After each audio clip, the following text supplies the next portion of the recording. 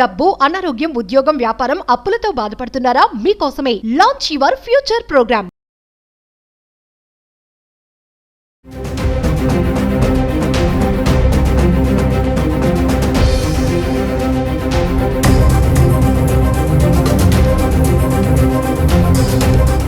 నమస్తే, welcome back to Suman TV. ప్రస్తుతం మనతో పాటు ఉన్నారు అనలిస్ట్ మందర్ కృష్ణారెడ్డి గారు.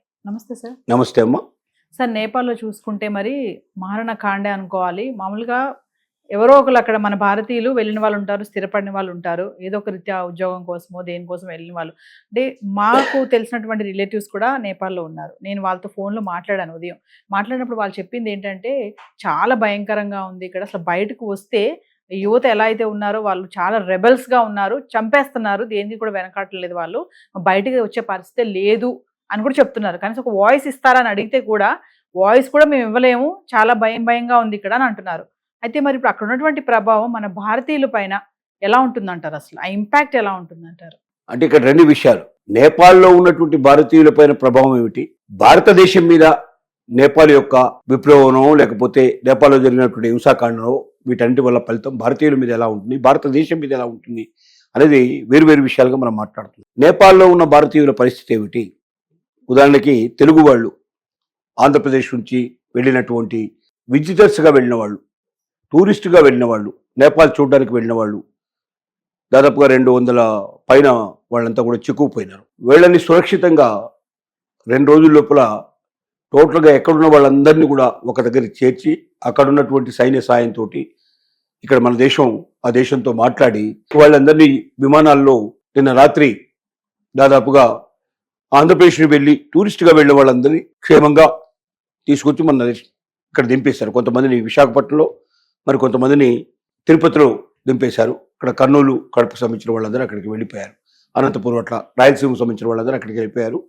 ఇక్కడ విశాఖపట్నం ఇటువైపు ఉన్న వాళ్ళంతా ఇటువైపు వెళ్ళిపోయారు. అక్కడ స్థిర నివాసం ఏర్పరచుకొని అక్కడ ఉద్యోగాలు, ఉపాధి లేక వ్యాపారం చేస్తున్నటువంటి వాళ్ళ పరిస్థితి ఏంటంటే వాళ్ళంత తొందరగా వదిలిపెట్టి బయటికి రావడానికి వీలు పడదు. ఎందుకంటే వాళ్ళ జీవితమే అక్కడ ముడిపడి ఉంది. వాళ్ళ స్థలాలు ఉన్నాయి, వాళ్ళ పొలాలు ఉన్నాయి, లేకపోతే వాళ్ళ ఆస్తులు ఉన్నాయి, వాళ్ళ బ్యాంకుల్లో అకౌంట్స్లో డబ్బులు ఉన్నాయి, ఇవన్నీ ఉన్నాయి. ఇప్పుడు అక్కడ ఏమీ తీసుకునే పరిస్థితి లేదు, ఇంట్లోంచి బయటికి వెళ్ళే పరిస్థితి లేదు. అసలు ఒక్కోసారి ఇంట్లో ఉండడానికి కూడా అవకాశం ఉందా లేదా, ఇంటి మీద కూడా దాడి చేస్తారో తెలియని పరిస్థితుల్లో ప్రత్యక్ష నరకం చూస్తున్న వాళ్ళు, ఏ క్షణంలో ఏం జరుగుతుందో అనే భయంకర పరిస్థితుల్లో ఉన్న వాళ్ళు చాలా బాధపడిపోయే పరిస్థితి ఏర్పడింది. అలాంటి వాళ్ళని కదిలించడం చాలా కష్టం. వాళ్ళకి ఏం జరగబోతున్నది కొంచెం టైం తెలుస్తుంది. నిన్న ఇవాళ కొంచెం ఊపిరి తీసుకోవాల్సిన విషయం ఏంటంటే సైన్యం తన అధీనంలోకి పూర్తిగా తీసుకొచ్చింది. ఇప్పుడు హింసాకాండాలు మాత్రం జరగడం లేదు ప్రస్తుతానికి. జనజీవులు ఇప్పుడిప్పుడే కొంచెం ఊపిరి పీల్చుకుంటుంది. బహుశా ఇంకా 2-3 రోజుల కర్ఫ్యూ తర్వాత వాళ్ళని కూరగాయలకి వాటికి వీటికి కొంతవరకు కర్ఫ్యూ రిలాక్సేషన్ రోజు 2-3 గంటలు 4 గంటలు రిలాక్స్ చేసి కొంత టైం తీసుకొని మెల్లమెల్లగా సడలింపు చేసుకుంటూ ముందుకెడతారు.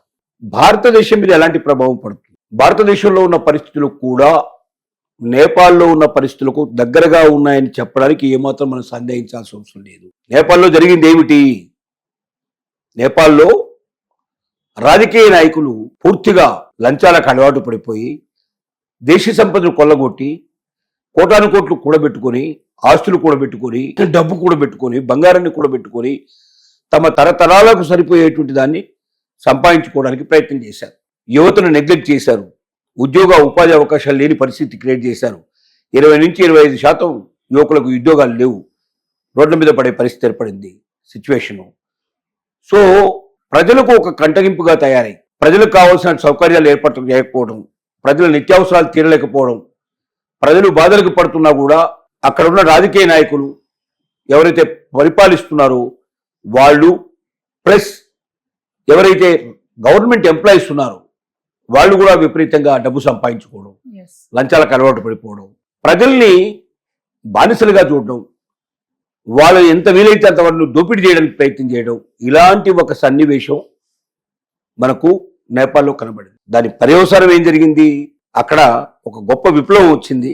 25 ఏళ్ళు యావరేజ్గా ఉండేటువంటి వాళ్ళంతా ఏకమై ఎన్జీఓ అయినట్టు ఒక గ్రూప్గా తయారైపోయి ఇవాళ మారణ హోమాన్ని క్రియేట్ చేశారు. ప్రధానమంత్రులు ఇళ్లకు తగులు పెడితే వాళ్ళు పారిపోయారు, దుబాయ్కి పారిపోయి ఎక్కడో దాచుకునే ప్రయత్నం జరిగింది. మిగతా మంత్రులందరూ కూడా పారిపోయారు. పెద్ద పెద్ద పదవుల్లో ఉండేటువంటి వాళ్ళందరూ పారిపోయారు. దేశం విడిచి పారిపోయే పరిస్థితి, వాళ్ళకున్న సంపదను విడిచి పారిపోయే పరిస్థితి, వాళ్ళు ప్రాణాలు దక్కితే చాలు మనకి ఇంకేం లేకపోయినా పర్వాలేని పరిస్థితికి వచ్చింది. ఇదంతా ఎందుకు వచ్చింది? అరాచకం, ముఖ్యంగా లంచగొండితనం, దోపిడీ విధానం, కొంతమంది దగ్గరే సంపదంతా పోగుపట్టం, దేశంలో మొత్తాన్ని దోచుకొని 180-90 మంది పేదవాళ్ళుగా ఉండి 10-15% మాత్రమే ధనికులుగా ఉండి డబ్బంతా ఒక దగ్గరికే చేరి మిగతా వాళ్ళందరూ కూడా నిత్య జీవితాల కోసం పోరాటం చేసి ఉండడానికి ఇల్లు కోసం, తినడానికి తిండి కోసం, కట్టుకోవడానికి బట్టల కోసం ఆరాటపడి బాధపడేటువంటి స్థితికి దిగదార్చినప్పుడు పేదవాడిలోంచే ఒక జ్వాల ప్రయాణం అవుతుంది, ఉవ్వెత్తున లేస్తుంది, ఏకమవుతుంది. అందరూ ఏకమైన రోజున ఈ కట్టుకున్నటువంటి మెడలు పేక మెడలాగా ఎగిరిపోతాయి. ఇవాళ నేపాల్లో ఒక జైల్లోంచి ఉన్న వాళ్ళు జైలు కూడా నిప్పంటిస్తే 773 ఖైదీలు జైల్లోంచి పారిపోయారు. వాళ్ళందరూ ఇప్పుడు భారతదేశానికి వచ్చి ఇక్కడ ఉండడానికి ప్రయత్నం చేస్తున్నట్టుగా వార్త వస్తుంది. వాళ్ళని కట్టడి చేయడానికి మొత్తం మన బార్డర్లో ఉండేటువంటి ఫోర్స్ అంతా కూడా అలాంటి వాళ్ళని రానియకుండా చేద్దామనే ప్రయత్నం చేస్తూ ఉన్నారు. అంటే ఏం జరుగుతోంది ఇక్కడ? అక్కడ అప్పటిదాకా నిర్మించుకున్నటువంటి కోటగోడలు పేకమెడలాగా కూలిపోయినాయి.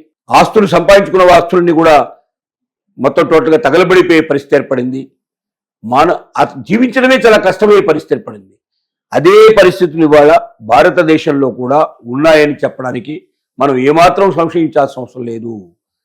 ఇక్కడ పాలకులు అనుకునేవాడు, రాజకీయ నాయకులుగా ఎవరైతే మనల్ని పరిపాలించడానికి ఇటు రాష్ట్రాల్లో కానీ ఇటు కేంద్రంలో కానీ తయారవుతున్నారో వాళ్ళలో అత్యధికులు డబ్బు సంపాదన, ఆస్తుల సంపాదన, వాళ్ళు ఇంకా 10 తరాలు 25 తరాలు అయినా సరే వాళ్ళ తరాల కోసం ఇప్పుడే నిల్వ చేసే పరిస్థితులు, పేదవాళ్ళను నిరుపేదలుగానే ఉంచే పరిస్థితి, డబ్బున్న వాళ్ళు మరింత డబ్బుండేవాళ్ళుగా తయారవడం, సేమ్ నేపాల్ పరిస్థితులు ఇంకా భారతదేశంలో కూడా ఉన్నాయి. కాబట్టి ఇప్పటి నుంచే జాగ్రత్త పడకపోతే ఈ పని చేస్తున్నట్టు పని ఆపేసి యువతకు ఉద్యోగాలు ఇప్పించేసి పేదవాళ్ళని నిరుపేదలుగా ఉంచకుండా వాళ్ళను కూడా ఒక స్థాయికి తీసుకొచ్చి సమాజంలో అందరూ ఒకే స్థాయిలో ఉండేట్టుగా ప్రయత్నం చేస్తే తప్ప ఇలాంటి ఉద్యమాలు రావని మాత్రం హామీ ఇవ్వడానికి వీల్లేదు. ఏదో ఒక రోజున ఎన్జీఏ ఉద్యమం భారతదేశంలో కూడా ప్రారంభమై కార్చిచ్చులా వ్యాపించేసి ఎవరెవరైతే కోట గోడలు కట్టుకున్నారో ఆ కోట గోడల్ని కూల్చిపారేసి వాళ్ళను కూడా పరిగెత్తించి ప్రాణభయంతో పారిపోయే పరిస్థితులు తీసుకొచ్చే రోజులు దగ్గరలోనే ఉన్నాయని చెప్పడానికి కూడా మనం భయపడాల్సిన అవసరం లేదు.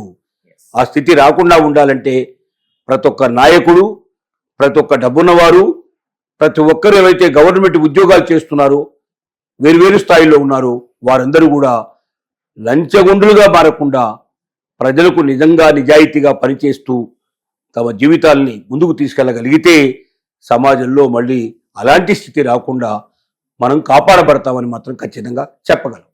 Thank you sir.